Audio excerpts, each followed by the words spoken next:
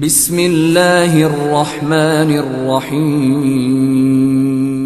وعلی آلک واصحابک یا سیدی یا رحمت للعالمین اما بعد فاعوذ باللہ من الشیطان الرجیم بسم اللہ الرحمن الرحیم یا ایہا الذین آمنوا استعینوا بالصبر والصلاۃ ان اللہ مع الصابرین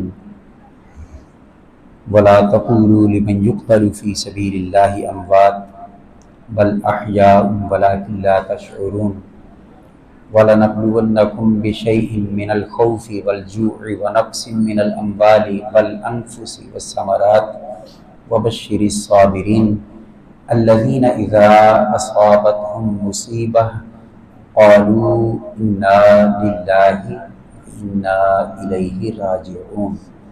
صدق اللہ مولانا العظیم۔ حصول برکت کے لیے بارگاہ سید کونین میں محبت کے ساتھ درود و سلام کا نذرانہ پیش کرنے کی سعادت حاصل کر لیں۔ الصلاۃ والسلام علیک یا سیدی یا رسول اللہ وعلی آلک واصحابک یا سیدی یا حبیب اللہ۔ الصلاۃ والسلام علیک یا سیدی یا سید المرسلین وعلی آلک واصحابک یا سیدی یا رحمت للعالمین۔ مولا علی کے جگر کا پارہ حسین ہے، مولا علی کے جگر کا پارہ حسین ہے، آقا حسن کو جان سے پیارا حسین ہے، آقا حسن کو جان سے پیارا حسین ہے۔ اور قرآن کی لوریوں سے جو پروان ہے چڑھے، قرآن کی لوریوں سے جو پروان ہے چڑھا، زہرا کی پاک آنکھ کا تارا حسین ہے، زہرا کی پاک آنکھ کا تارا حسین ہے۔ اور جس کے لیے حضور نے سجدے کیے دراز، جس کے لیے حضور نے سجدے کیے طویل، میرے نبی کا راج دلارا حسین ہے، میرے نبی کا راج دلارا حسین ہے۔ اور سر پاک سے ہے ناف تک حسن اور پاؤں تک، سر پاک سے ہے ناف تک حسن اور پاؤں تک، آقائے دو جہاں کا نظارہ حسین ہے، آقائے دو جہاں کا نظارہ حسین ہے۔ اور مرگ یزید اس سے بڑی اور ہوگی کیا، مرگ یزید اس سے بڑی اور ہوگی کیا، گونجا جو کل جہان میں وہ نعرہ حسین ہے، گونجا جو کل جہان میں وہ نعرہ حسین ہے۔ اور اطراف کائنات میں گونجی ہے یہ صدا، اطراف کائنات میں گونجی ہے یہ صدا، ان کا ہے ان کا آپ کا ہمارا حسین ہے، ان کا ہے ان کا آپ کا ہمارا حسین ہے۔ اور اس خاندان نور کا انعام ہے گدھا، اس خاندان نور کا جس کے بارے میں اعلیٰ حضرت نے فرمایا کہ تو ہے عین نور تیرا سب گرانا نور کا، تیری نسل پاک میں ہے بچہ بچہ نور کا، اس خاندان نور کا انعام ہے گدھا، جس خاندان پاک کا لاڑا حسین ہے، جس خاندان پاک کا لاڑا حسین ہے۔ مولا علی کے جگر کا پارہ حسین ہے، آقا حسن کی جان سے، آقا حسن کو جان سے پیارا حسین ہے۔ الحمدللہ العظیم، آج کی اس خوبصورت نشست میں محفل درس قرآن کی نشست میں حاضری کی سعادت حاصل کر رہے ہیں۔ اور الحمدللہ العظیم یہ عرصہ دراز سے درس قرآن کا سلسلہ ماہانہ بنیادوں پر شروع ہے، اور مجھے یقین جانو کہ بڑی خوشی ہوئی، آج غالباً میری تیسری حاضری ہے، اور بڑے بڑے علماء کو یہاں پہ آپ کو سننے کا موقع مل رہا ہے، اور ان کے ملفوظات کو سن کر اس پر عمل کرنے کے لیے بھی اللہ پاک راہیں ہم سب کے لیے ہموار فرمائے۔ میں جامع مسجد انوار مدینہ کے منتظمین کو اور خاص طور پہ یہاں آپ کے خطیب محترم برادر مکرم حضرت علامہ مولانا غلام صحیح احمد صاحب سعیدی زیدہ مجدہو کا میں شکر گزار ہوں کہ انہوں نے آج کی اس محفل میں مجھے چند کلمات اس مبارک مہینہ کی مناسبت سے عرض کرنے کے لیے طلب فرمایا۔ دعا کیجئے کہ اللہ کے کائنات ہم سب کی حاضری کو شرف قبولیت نصیب فرمائے، اس حاضری کو ہم سب کے لیے دارین میں سعادتوں کا ذریعہ بنائے۔ حضرات مکرم، میں نے قرآن کریم فرقان حمید سے چند آیات بینات تلاوت کرنے کا شرف حاصل کیا ہے دوران خطبہ۔ یقیناً اتنی لمبی چوڑی گفتگو کے لیے ہمارے پاس وقت نہیں ہے، چونکہ عشاء اور مغرب کے درمیان ایک محدود وقت ہوتا ہے اور اسی میں ہی ہم نے گفتگو کو شروع کرنا ہوتا ہے، اسی میں ہی گفتگو کو جوانی پہ لے جانا ہوتا ہے اور اسی پہ ہی گفتگو کو ختم کرنا ہوتا ہے۔ تو اتنی بات نہ چھیڑ بیٹھیں کہ جو ختم نہ کر بیٹھیں، اس لیے میں پہلی آیت مبارکہ پر کچھ گفتگو کرنے کی کوشش کروں گا۔ دعا فرمائے اللہ پاک میری زبان پر کلمہ حق جاری فرمائے۔ اسلام وہ مبارک دین ہے جس دین کے اندر انسان کی زندگی کے کسی موڑ کی بھی رہنمائی وہ نہیں چھوڑی گئی۔ زندگی گزارنے کے جتنے بھی موڑ آپ کو ملتے ہیں، ہر موڑ پر شریعت اسلامیہ نے میری اور آپ کی رہنمائی کی۔ یار جس دین نے مسواک کرنے کے بھی آداب سکھائے ہوں، جس دین نے پانی پینے کے بھی آداب سکھائے ہوں، کھانا کھانے کے آداب سکھائے ہوں، مسجد سے نکلنے کے جوتا پہننے تک کے آداب سکھائے ہوں، اس سے بڑا دین کامل اور مکمل اور اکمل کیا ہو سکتا ہے؟ الحمدللہ وہ دین اسلام ہمیں نصیب ہے۔ اللہ کرے اس دین کو پڑھ کر اس کے مطابق عمل کرنے کی بھی ہمیں اللہ پاک مکمل سعادت عطا فرما دے۔ جس دین نے زندگی کے ہر گوشے میں رہنمائی فرمائی نا، اس دین نے ہمیں خوشی اور غمی کے مواقع پر بھی ہماری کامل رہنمائی فرمائی۔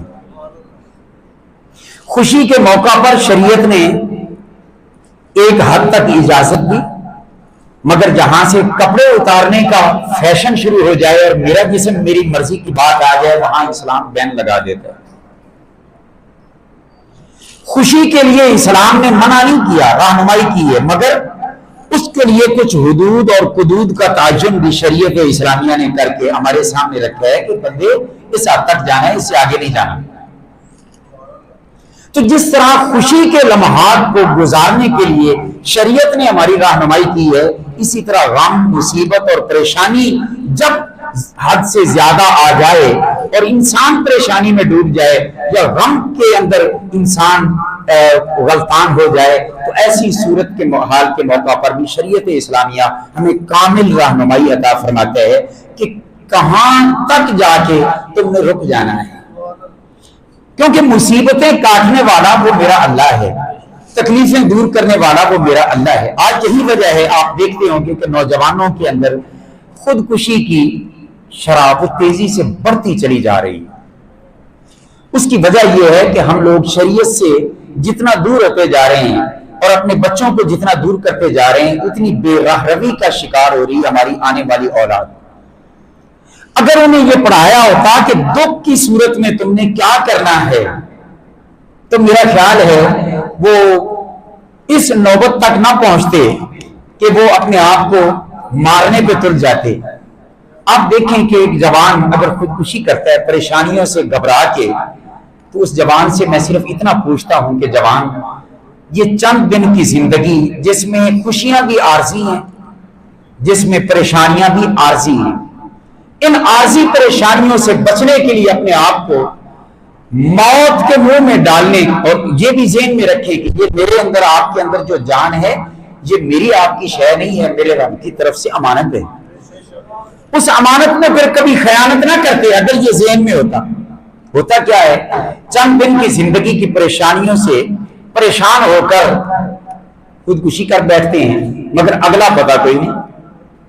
آقا کی حدیث پاک میں ہے، جس ہتھیار یا جس ذریعے سے بھی کسی نے خودکشی کی ہوگی، وہ ہمیشہ ہمیشہ ہمیشہ نہ ختم ہونے والی زندگی میں وہ جہنم کے اندر رہتے ہوئے وہی عمل دہراتا رہے گا۔ آج تو کہتا ہے کہ روز کی پریشانیوں سے بہتر یہ ہے کہ ایک دن ہی تکلیف اٹھا لوں اور اپنی جان وہ ختم کر لوں.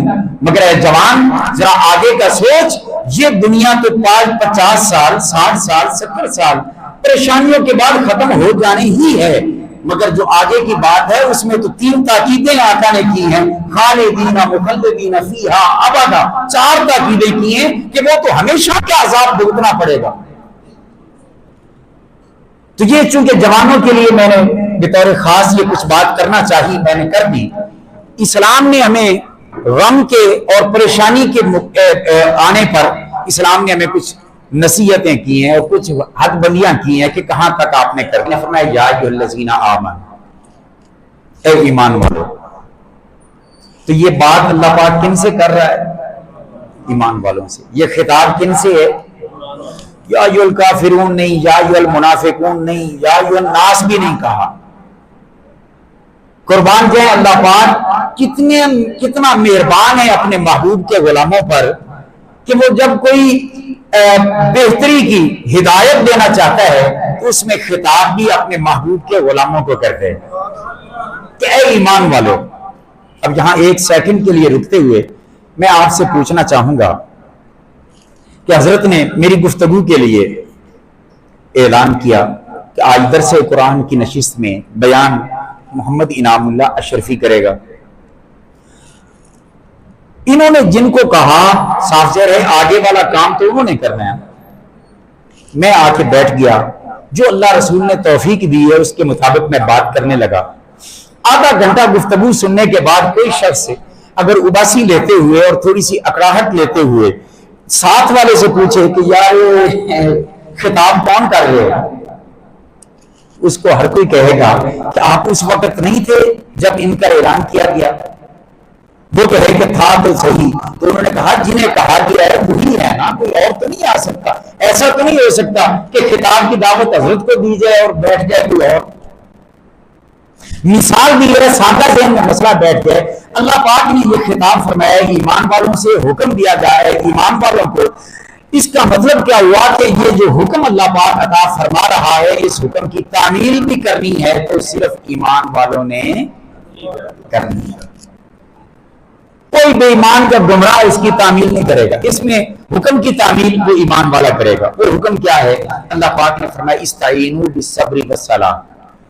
اے ایمان والو, مشکل کی گھڑیاں پریشانیاں غم آ جائیں تو کیا کرنا ہے؟ فرمایا کہ استعینوا بالصبر والصلاۃ. صبر سے مدد مانگو, نماز سے مدد طلب کرو. یہ استعینو اسی استعانت مصدر سے امر کا صیغہ ہے جس کے ایاک نستعین کا حصہ پڑھ پڑھ کے لوگ کہتے ہیں کہ اللہ ہی سے مدد مانگیں اور کسی اور سے مدد لینے والا مشرک ہو جاتا ہے. بھائی اسی مصدر سے امر کے صیغے کے ساتھ میرا رب اہل ایمان کو حکم دے رہا ہے کہ صبر سے مدد طلب کرو اور نماز سے مدد طلب کرو. اور عجیب بات یہ ہے کہ نہ صبر خدا ہے نہ نماز خدا,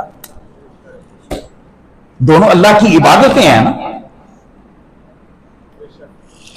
ایک کہنے لگا کہ یہ عمل ہیں اور اعمال سے مدد مانگنے کے ہم بھی خلاف نہیں ہیں, شخصیات سے مدد مانگنے کے ہم خلاف ہیں.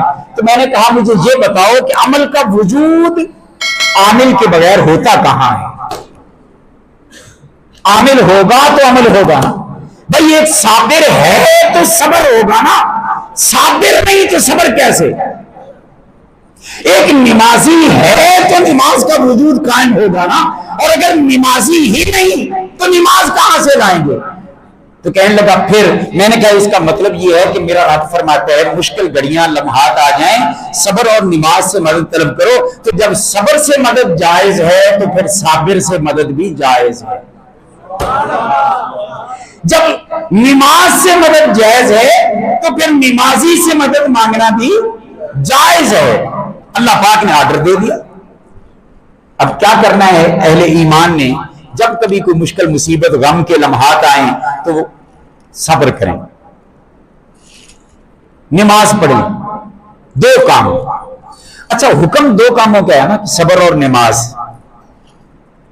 مگر جب اجر کی بات آئی تو میرا رب فرماتا ہے ان اللہ مع الصابرین. یہاں ان اللہ مع المصلین نہیں فرمایا کہ اللہ نماز پڑھنے والوں کے ساتھ ہے. اللہ پاک فرماتا ہے ان اللہ مع الصابرین. صبر اتنا مجھے پیارا ہے اور یہ تمہاری ادا اتنی پیاری ہے کہ میں اللہ تمہارے ساتھ ہوتا ہوں. اب اس ساتھ کا اگر مزہ لینا ہے نا، میں علمی ٹیکنیکل باتوں میں نہیں جاؤں گا، میں سادہ سادہ انداز میں بات کر لیتا ہوں، علماء سے معذرت کر لوں گا تاکہ میں ہر بندے تک اپنا پیغام پہنچا سکوں. دیکھیں کسی کے سر پر نا کوئی ایم پی اے ہاتھ پھیر دینا، اگے کوئی گل نہیں میں تیرے نال ہے، وہ بندہ بھی چوڑا ہو جاتے ہیں. ایسا ہوتا ہے نہیں ہوتا؟ وہ آدھے یار کوئی گل نہیں، اتنی پریشانی ہے پھر کیڑی گل ہے، 5-7 پرچے ہو گئے پھر کیڑی گل ہے، ایم این اے میرے نال ہے، ایم پی اے میرے نال ہے، وزیر اعظم میرے نال ہے. مثال دی، حالانکہ یہ بیچارے کر کیا سکتے ہیں؟ ان کو تو اپنی بن جائے تو کچھ نہیں کر سکتا. بات سمجھ رہے ہیں؟ مگر ایک حوصلہ پیدا ہوتا ہے نا کہ میرے ساتھ کوئی بڑا آدمی ہے، کوئی نیک بندہ ہوگا تو کسی معاملے میں پریشان ہوگا تو علامہ صاحب ان کے پیچھے ہاتھ رکھ دیں کہ کوئی گل نہیں، پریشان نہیں ہوں، میں تیرے نال ہوں. حوصلہ ملتا ہے نہیں ملتا؟ وہ قربان جائیے جو M P A M N A چودھری تے کوئی علامہ تے کوئی مفتی تھوڑا جہا حوصلہ دے دے گا نا میں تیرے نال ہاں، تے بندے دے قدم نہیں ٹکمکا دے تو کھڑا ہو جاندے اپنے پیراں تے. تو مینوں دسو کہ جڑا رب اپنی معیت کا اعلان کرے اور فرمائے صبر کرنے والے پریشان نہیں ہونا، میں تیرے نال ہاں.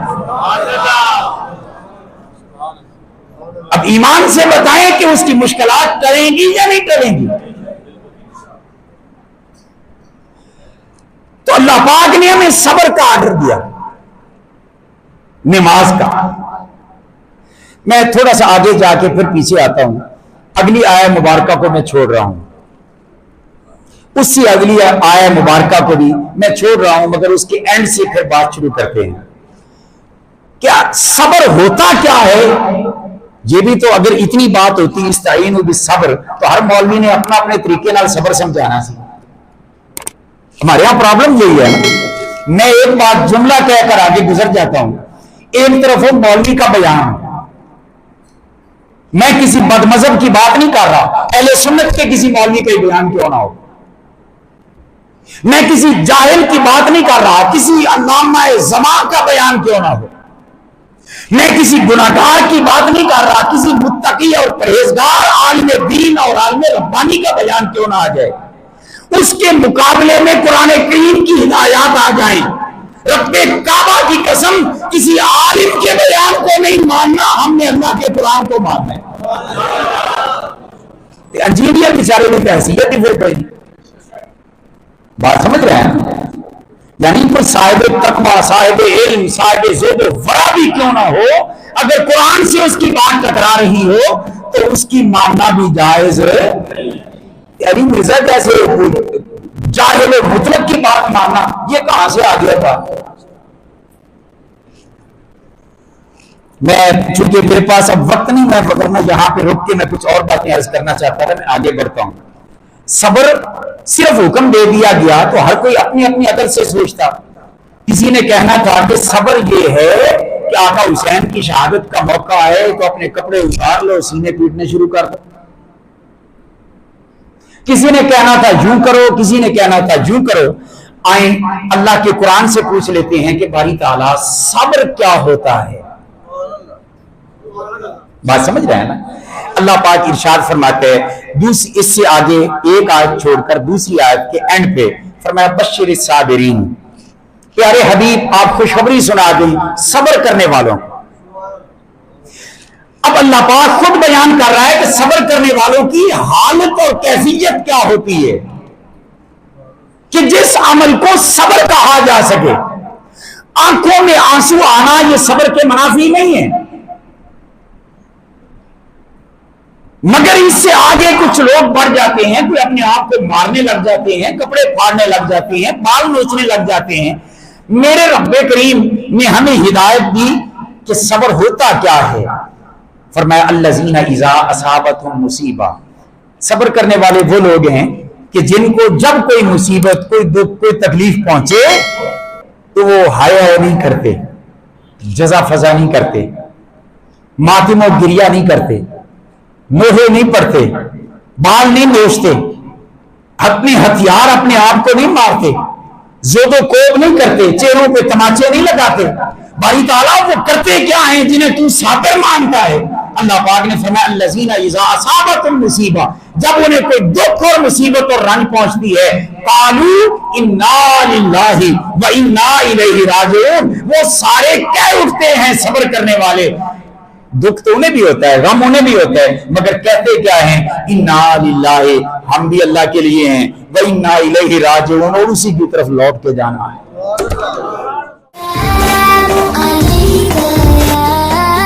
या रसूल अल्लाह।